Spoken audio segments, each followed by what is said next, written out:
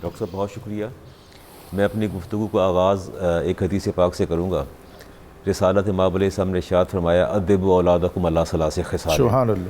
اگر اللہ تعالیٰ تمہیں اولاد کی نعمت سے نوازے تو اس کی تربیت اور اس کی تعلیم کے لیے جو بنیادی ایلیمنٹ ہے اس کو پیش نظر رکھنا. اپنی اولاد کو بچپن سے 3 باتیں اس کے ذہن و قلب کے اندر راسخ کر دینا. فرمایا حب نبیکم، سب سے پہلے تو اپنی اولاد کے اندر اپنے نبی کی محبت کو راسخ فرمانا کرنا. دوسرا فرمایا حب اہل بیت ہی، اس کے بعد میرے اہل بیت کی محبت جو ہے وہ تم نے اپنی اولاد کے دل میں بٹھانی ہے. اور تیسرا آپ نے فرمایا قراءۃ القرآن، اور تیسرا قرآن کریم جو ہے اس کے بعد. ڈاکٹر صاحب اگر آپ ان مراحل المدارج کو دیکھیں تو ترتیب بڑی زبردست ہے. اپیرنٹلی یوں محسوس ہوتا ہے کہ قرآن کریم کی ہم نے ریورس گیئر لگا رکھا ہے نا. ہم بچے کو قاعدے سے شروع کراتے ہیں، یا A for apple, B for boy یا کرتے ہیں، یا الف با تا سکھاتے ہیں.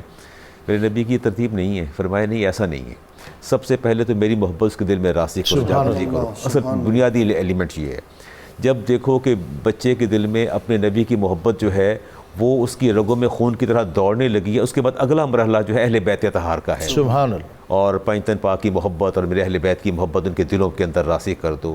جب دیکھو کہ اس میں وہ پختہ ہو گیا ہے، اور اس پختگی کے بعد تیسرے مرحلے پر قرآن کریم جو ہے وہ اس کے سامنے کھول کے رکھو. وہ قرآن کو چومے گا بھی صحیح، سینے سے بھی لگائے گا کہ یہ میرے نبی پر جو ہے وہ نازل ہوا.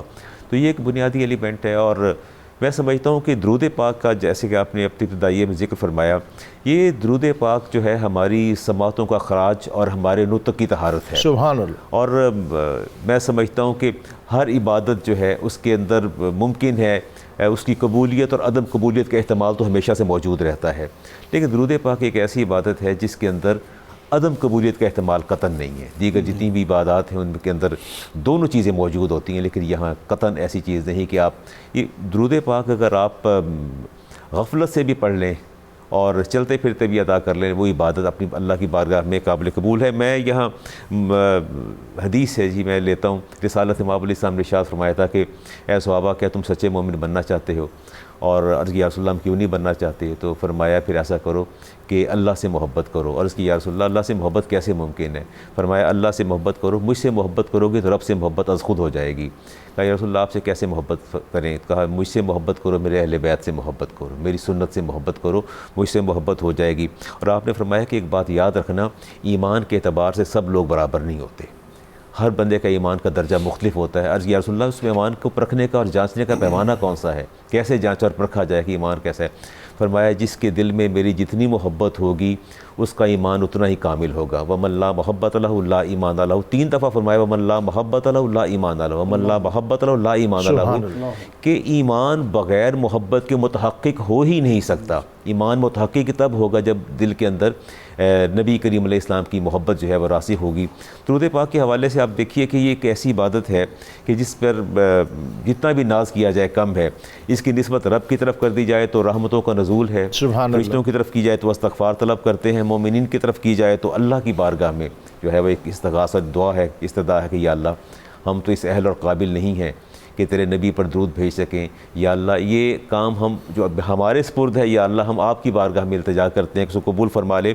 اگر آپ قرآن کریم کا مطالعہ فرمائیں اور اس میں دیکھیں تو اللہ تبارک و تعالیٰ نے یحییٰ علیہ السلام اور عیسیٰ علیہ السلام 3 پہلو ایسے ہیں جن پر اللہ تعالیٰ نے سلامتی کا پیغام بھیجا ہے. ایک آپ کی بعثت ہے، ولادت ہے، اور اس کے بعد موت ہے. لیکن یہ قید نبی کریم علیہ السلام پر نہیں لگائی گئی. یہ زمان و مکان کی قید جو ہے درود پاک کے لیے اللہ تعالیٰ نے اپنے نبی پر نہیں لگائی. بغیر زمان و مکان کی قید کے درود پاک پڑھا جائے گا، اور بغیر اعداد و شمار کے، اس کے اعداد و شمار بھی آپ متعین نہیں فرمائے، اور یہ درود پاک پڑھا جاتا رہے گا. یہاں میں ایک بات اکثر کہا کرتا ہوں کہ نا الوہیت کی عدم کا تصور ہے. یہ تصور محال ہے کہ الوہیت جو نہ ہو. فرمایا نہ آپ کے ذکر کے انقطاع کا تصور جو ہے محال. دونوں چیزیں محال ہیں. جب یہ کائنات جب سے ہے درود پاک پڑھا جا رہا ہے، اور جب تک رہے گی پڑھا جاتا رہے گا.